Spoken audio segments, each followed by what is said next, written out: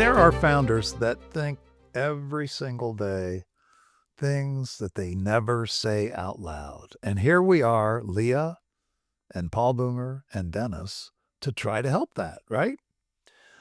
They're worried about the shortcuts they're taking. They're worried about their fears. They're worried about decisions that quietly don't get made. So this is Connect and Convert. Connect and Convert. I'm Dennis, here with Leah and Paul. We work with business owners and business founders. We have for decades. I kid that we have over 100 years of experience working with small business owners. 97% of The those are world was mine. black and white. Yes, it did. Indeed, it was. Yeah. It was. So what we're sharing is a series of confessions, real stories of real business owners and real founders. These come from the archives, right, guys? We've heard this stuff, and now we want to share it because if you're feeling this or know someone who is, and you can't name it, you can't solve it. You've got to name it to solve it. So if you're building something that matters, and I'm sure you are, that your business matters to you, you're safe here. We get you. We understand what you're going through, and we're going to have a series of discussions, confessions, so that you can know that you're not alone. Okay? So here we go. Hi, guys. Ready to go? Hello again. Let's go. I got a confession here, boy. I got a good one. I'm Here's always one waiting that's- for something juicier than you have, Dennis. Well, I don't know. You This live is- down in Florida. Come on, I'm up in Canada. It's the cold, wild north. We Well, I don't could, get to. Well, if you want Florida man confessions, that's a different podcast. Okay, we'll talk. We'll talk. We could do sales confessions. And Okay, Paul's sales kind of like confessions. me. He's in the Great Midwest, right? Or Yeah, close. well, That I am. It's true. The Great Midwest. I worry constantly about my busiest people. That may sound weird. Maybe the techs or the salespeople, they're crushing the activity. They are working hard. They are not lazy. But the busier they get, the more shortcuts they take. Okay, how do I know that? Because their activity, the high level of activity, is hiding sloppiness. I can see they're starting to accept more excuses for not buying, for not closing. They skip steps in our process. They tell themselves, experience is enough, boss. I don't need any more training. I don't need any more critique. I don't need one-on-ones. I don't need any of that stuff. Just let me do my thing. I'm beginning to understand for the first time in my business life that busy doesn't mean success. Not necessarily. It could, but not necessarily. So here's where my biggest fear. Okay, let me say this quietly so no one can hear my fear. Okay. These guys still bring in a ton of revenue.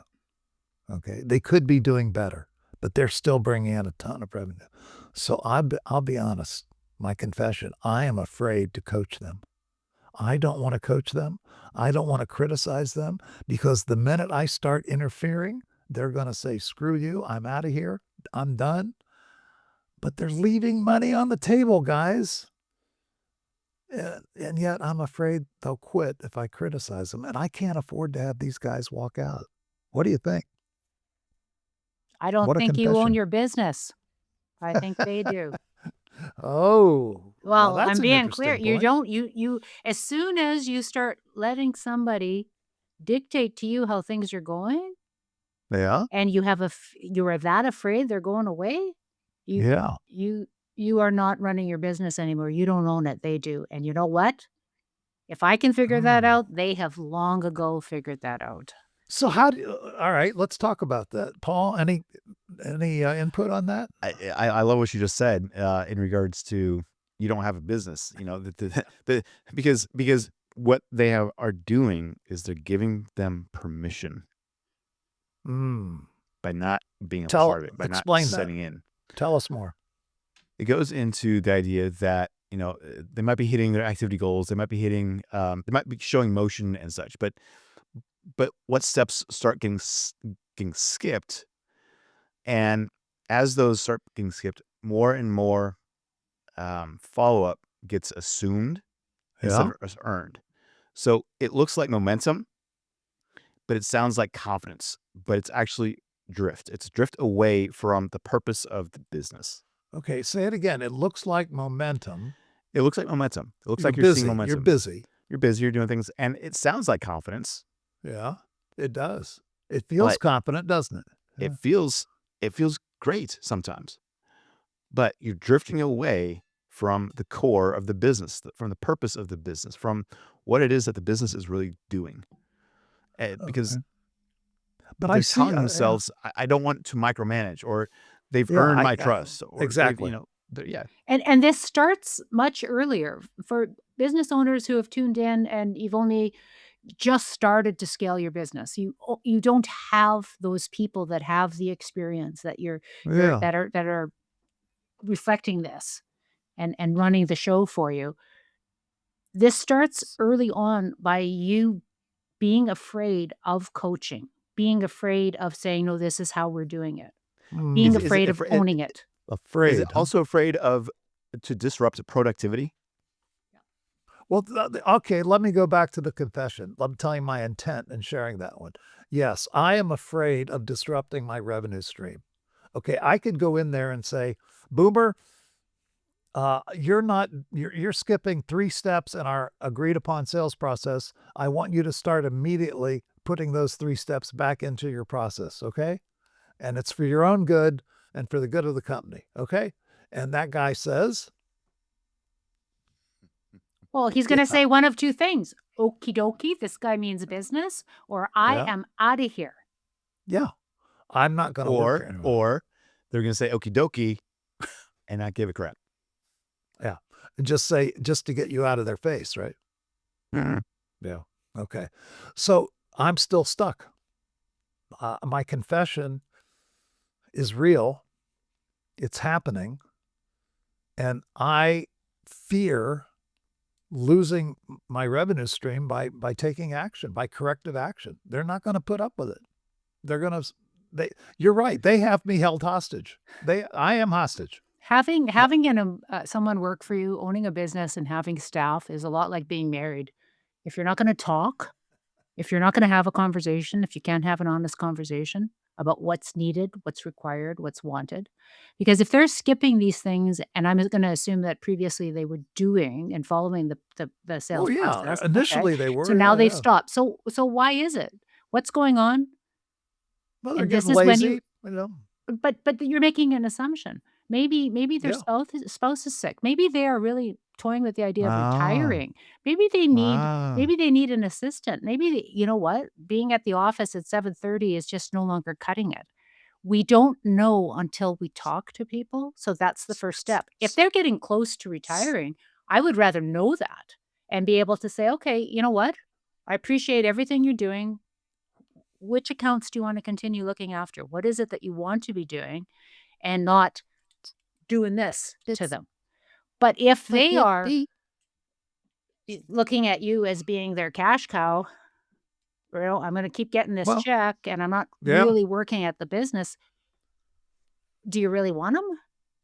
So, Leah, does that teach other people, in the on the staff that, "Oh, well, if he's doing this and he's getting this, gracious, he's able to skip these things because of a situation, then why am I not getting those?" I've seen it happen. I have absolutely that is absolutely gonna happen, and as a business owner, you have to be expecting that it's gonna happen because you have to decide who's worth hanging on to, why are they worth hanging on to, and it all comes down to having those conversations with people, especially if you've been in business for a long time. You might have a whole stable full of your best people approaching retirement, approaching change, approaching Well, I think it's a valid point that at any point in a person's life, you might have 4 or 5 people who sell for you.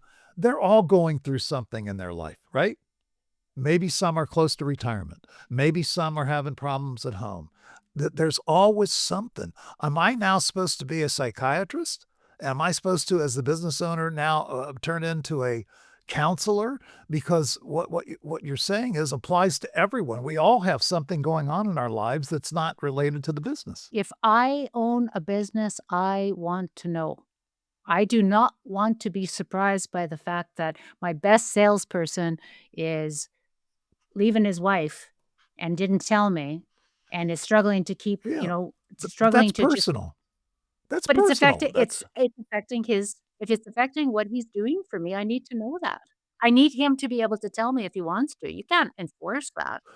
Well, again, I have met, maybe you guys have, a lot of people who keep their private life private, okay? And they don't wanna mix it with the business, and, how do you deal with that?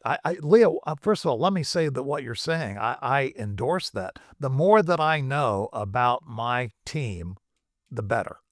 But some teammates may have a boundary and say, "That's it. That's And all I'm gonna share." but then it's up to me to lead by example and come in during the week and say, you know what, I'm just so that you're aware, struggling a little bit. My brother is in hospital and it's kind of detracting from what I'm able to do. I don't need to write a book about it, but they need to know that I live a real human life as well. So that Sure. then when things are not quite that great, it's not an excuse. I still need them done. I'm the business owner. Right. Similarly, if I know this other stuff is happening for you, at least I know, because the fear is that they're going to quit if you criticize them. Well, you have to Right. criticize them. You're leaving money on the table. What the hell's going on? Well, Mhm. that Leah, she doesn't even realize that I'm going through all this stuff. Well, she can't. No one's telling her. Yeah, it's kind of a vicious circle, isn't it? Who Well, talks first? I wonder why do you have just a few, and this is implied, so, but I've seen this many, many times where there are 4 or 5 people who are the busiest, and not just salespeople, but 4 or 5 of the busiest people in the organization, and yet there's 20 other people. Why are they the busiest 4 or 5 people? I want to back it up Mm, to that question. Okay. Why mm. is that? Let's define our terms. Maybe they're hard Yeah, workers. yes, Well, ma'am. yeah, maybe Well, they're hard workers. They have a huge work ethic. Okay, there they work from morning till night. They've been trained that way. That's what they do.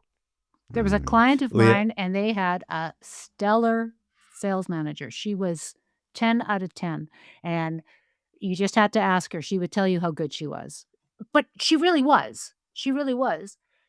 And she would tell you all about her 85-hour work weeks. Finally, finally, the owner, the founder of the company said, "Why can't you get your work done in a 55-hour work week?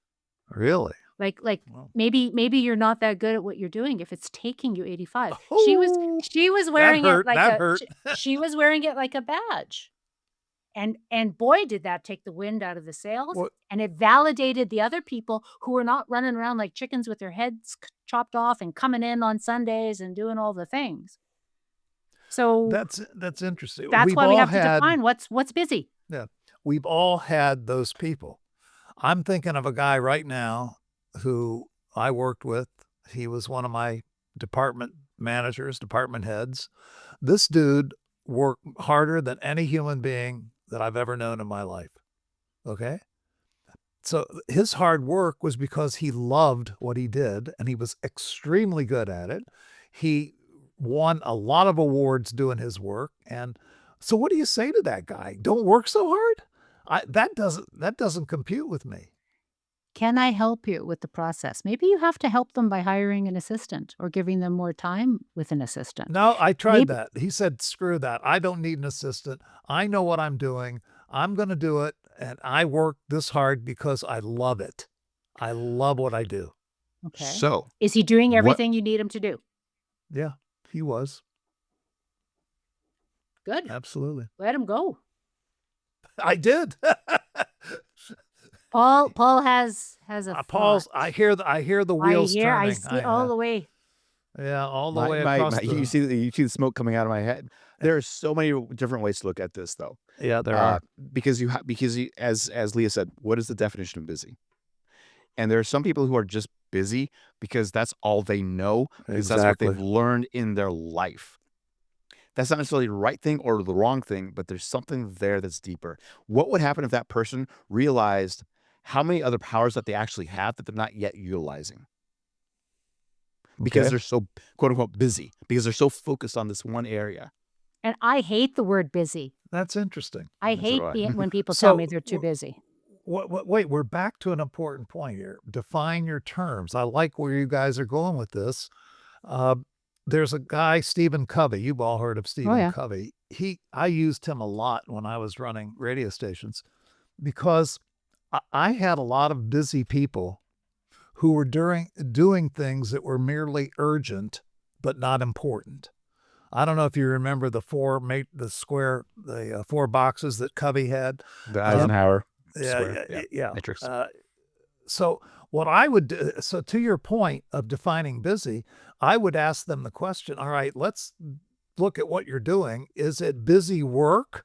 Just urgent stuff that you failed to take care of in time so it became urgent? Or is it important stuff? Okay. That was the first distinction. Is it urgent? If it's urgent and important, do it. Right? If it's merely urgent, why are you doing it? Does that make sense? Is that what you guys are talking about? Define busy. Are you just covering your butt because you failed to take action 2 weeks ago when it would have been just important and not urgent? Does that make sense? And if you're making your sales goals, if you're hitting your quotas without following the process, then as a owner manager, it's up to me to say, maybe there's something messed up with my process. Maybe. Because, like, is it really like, is he actually or she missing doing something that is critical? I Well, thank you for saying that, Leah, because that's where I was thinking too. Is like, okay, you can have a salesperson who's just kicking it and not following the process. Why are they not following? Actually, this reminds me of a conversation I had with my wife and my son the other day. He doesn't like to wear his Apple Watch. We have an Apple Watch on him for many reasons, right. but he doesn't wear it. So my wife says, the kid, he just needs to wear it. I'm like, no, no, no. Why is he not wearing it? What is the reason he is or is not doing the thing that we're asking him to do? Understanding that first allows you to understand, to look back at the sales process or whatever it is that you want to figure out and understand how it works. And you might have to adapt and realize, hey, that is an important thing that we're not doing Right. as a system. That's true. So you're So- saying reflect on the process, right? Yeah, I'm saying exactly reflect on the And process ask because Ask them why not. yeah, yes. Okay. So- Now I'm sorry. I've No, got no, something. go. No, here's what I'm thinking. You know, we're talking about having all these conversations, right? We're going to have conversations about what's bothering you. We're going to have a conversation about why you're not following the process. We're going to have conversations about what's going on in your life that's causing you to maybe have to work too hard or something. Do you realize, guys? I'm sure you do. You're smart people. Most people have no freaking idea how to have those difficult conversations. Do you realize that? They don't know how to have those conversations. Now, the three people on this call, on this episode of Connect and Convert, we Sponsored probably- by wizardacademy.org. excellent job, Leah. Well done. We probably are a little more knowledgeable about how to have those conversations. And I know I'll speak for me. If I think, what the hell, I can do that, why can't you? That's not fair. That's not fair to my managers. That's not fair because they don't know how to do it. And I have made it a part of my life to figure out how to do it. and I Okay, that teach drives how me to do it. crazy. Sorry, I'm Okay. interrupting you. Oh, I go for it. hate, I hate, Hate. I hate, Hate. I hate when Hate. someone hate. says, You hate. I'm in this job, this is what, but I can't do that. I don't know how to do that. But it's real. But I hate it. And it Hey, shouldn't Dennis, be she hates real. it. You can hate it, but it doesn't Just make it because go you don't away. know, if you are in a position, just because you don't know how to do something in this Yeah. world of YouTube and Connect and Convert and people who are there to help, if you can't figure out how to do Okay. something, find a Well, resource, then why are you in this position? wow. Like That's pretty. Are you a driver? right now I am. Right Yeah, now I I can tell. because oh, I just can't. For heaven's sakes, then do Okay. something else. So, can I share with you what happens? Okay. Okay. So, let's say that I say that to one of my managers, okay?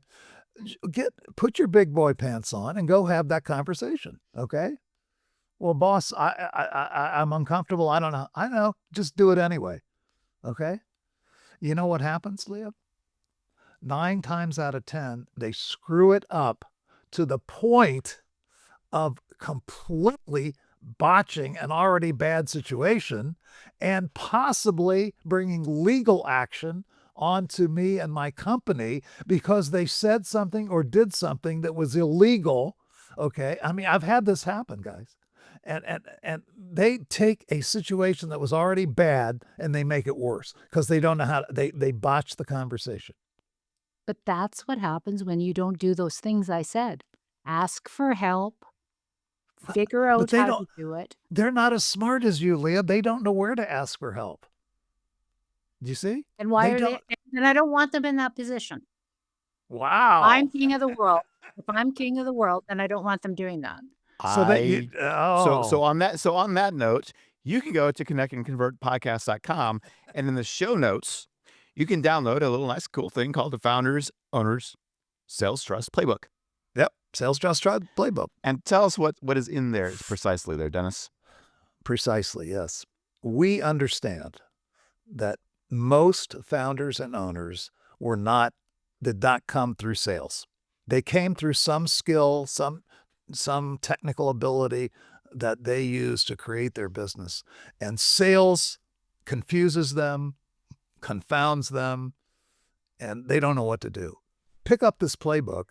There are 7 easy to understand, easy to read tips that you can read in about 30 minutes and you can implement 1, 2, or 3 easily in a day or 2.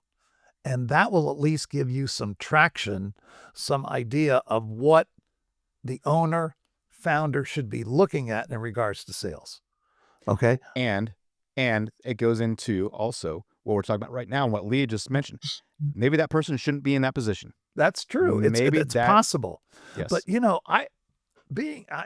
I thought I was the most driver-esque person, but I'm beginning to wonder. Here's how I handle it. I made it a point that if I would not ask my management team to do anything that I wouldn't do myself. Okay. So I trained myself and I studied myself. Like Leah said, I figured out how to have these tough conversations. Not everybody has figured that out. So I made sure that before I told them to go do a tough conversation, they better sure as hell know how to do it because not knowing how to do it puts me in a complete bind. Okay. Does that make sense? You know? You know, No, this is fire him. Get rid of him. Get him no, out. but I mean, I'm a and you guys know I have a big heart and I'm people first. But You do. sometimes Yeah. sometimes this stuff bugs me. And Dennis, you might remember where I'm remembering this from. This would have been back in the 80s, and it's always Oh, haunted me. I wasn't around, Leah. Sorry. When you are building a sales team, when you are building your ideal sales team, and we'll use Yes. 10, easy Yeah. math for Okay. the 10. Canadian gal here. Okay. So what you want is on a sales team, you want to have 3 people that are like they are following perfectly. They are textbook. They are making the calls, the follow-up, they're writing the thank you notes. They are nailing their budget. 3 of them are just doing that like clockwork. Then you have 2 that are goal driven. They're going to kill that. They kill their budget. They are going to go hard and nothing's going to stop them.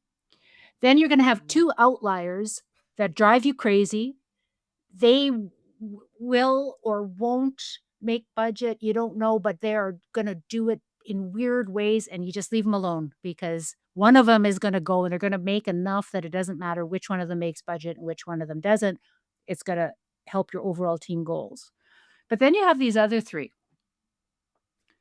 And honestly, they're going to always come pretty close to making budget.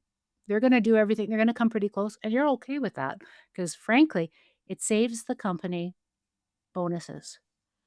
You don't care. Whoa. You're okay. You're okay. I want my people to have bonus. I want them to have No, but the company doesn't want 100% bonuses.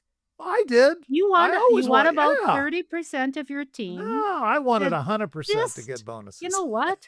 30% of them, if they don't, the company actually makes more money. Well, I don't like that part of it, but I do like your description. You just described probably every sales team in the world. There's going to be a stratification, right? And you learn that quickly as a sales manager that not everybody is created equal. But we're not talking about that. We're talking about people who are pushing back, who we need to have a tough conversation with, and we are not doing that conversation because we're afraid of repercussions, i.e., they're going to cost us in sales. Okay, so we're talking about the not wanting to make the discussion, because I think that having that on your team is a reality based on that 10 No, I agree. I totally agree with that. Yeah, so not wanting to have the discussion, that again is figure it out, man. Because if they leave, you're just going to have to replace them. I love this, Leah. We're seeing a side of you that we haven't seen before. I love it, and I'm sorry, I'm going to start wrapping it up just a little bit because please. It's we need to go from the question isn't about whether to intervene with these people. It's how early are you willing to protect the standard of the organization? Absolutely.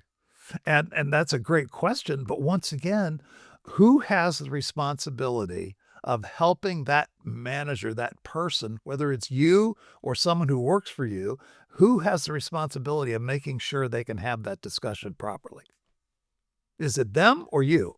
Or is it a joint venture? It starts at the top. Always starts at the top. And I always saw it that way, which is probably why I sometimes overmanaged. But you know what? I can't send a person into a lion's den if they don't know how to fight lions, okay? I just can't do that. And the first conversation is about gathering information. Of course it is. Right? But that's not the hard part of the conversation. The hard part of the conversation is said, I've gathered my information. It's now time for me to tell you what you need to do to get in step. But if that's a hard conversation. Okay, but any salesman worth keeping knows right away, as you gather information, you start asking me questions. Yeah. You start asking me hard questions about shit I'm not doing. I know where this is going. Of course you do. I know. So let's not pretend that the salesperson doesn't know they're not doing it. Oh, they know. And that the supervisor doesn't, and that let's do it. Because they're waiting to see, Leah, how serious are you, Leah? Yes. Paul? Dennis, how serious are you? What are the consequences for non-performance? That's the first thing that goes into their head. And let me track back to one last item that I want to talk about, and that is, we talked about, I think Paul brought it up, you have a different conversation with a person depending on where they are in the hierarchy. Let me say this. There is no standard in business, in any small business, other than the standard of the weakest person you allow to be on your staff. Okay? Why? Because everybody knows who the weak people are, and their mental process says, you know what? They're going to go before I do. So first of all, I don't have to work too hard because they're doing nothing and they're still here. So I'll just work here and just keep myself level, and I know that I have job security. They set the standard, the lowest performers. So to not have a conversation with them is malpractice. Yep. You have to. But what if again, circling back, what if you don't know? And that's where I that's where I maybe differ with you, Leah. I would make sure they know how to do it before I'd tell them to go in Well, there I'd and do go it. you go with them, but I just why did you put them in that position if they can't actually really sincerely wanna help their team? Because that's Well, what this is. that's I'm that's gonna a wrap this up. yeah, but that's a complicated question she just asked. It That is. It's very that's a and very complicated question. And so I so guess do, the answer to it is you saw enough good stuff, right? You saw enough good stuff, but or is any hire? I don't know. I've probably hired 1,000 people in my life. Yep. Was every one of them 100%? I wish I could say, yeah. Hell no. They weren't. so in one sentence, One I want each of sentence. you to try and wrap up this conversation from your point of view. Oh boy, that's tough. You go, Leah. If you know you gotta have the conversation, have the conversation. Start it. Start somewhere. You're risking more by not having it. That's 3 sentences. Yeah, Okay. yeah, that's all right. I know I Before should coach you oh, because you did over more than Dennis. before you have the conversation, make sure, as Leah always says, define your terms. Make sure you understand what it is you want to come from that conversation. What results do you want to have? And make sure you know how to structure a difficult conversation. Okay. Paul, now you. All right. So withholding coaching from the high performers isn't kindness, it's abdication. You nailed it. We're done. Mic drop. Hey guys, we have a theory here at Connect and Convert. Most founders, most business owners, they don't need more advice.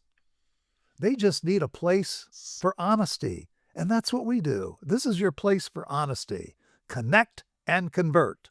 We'll see you on the next episode.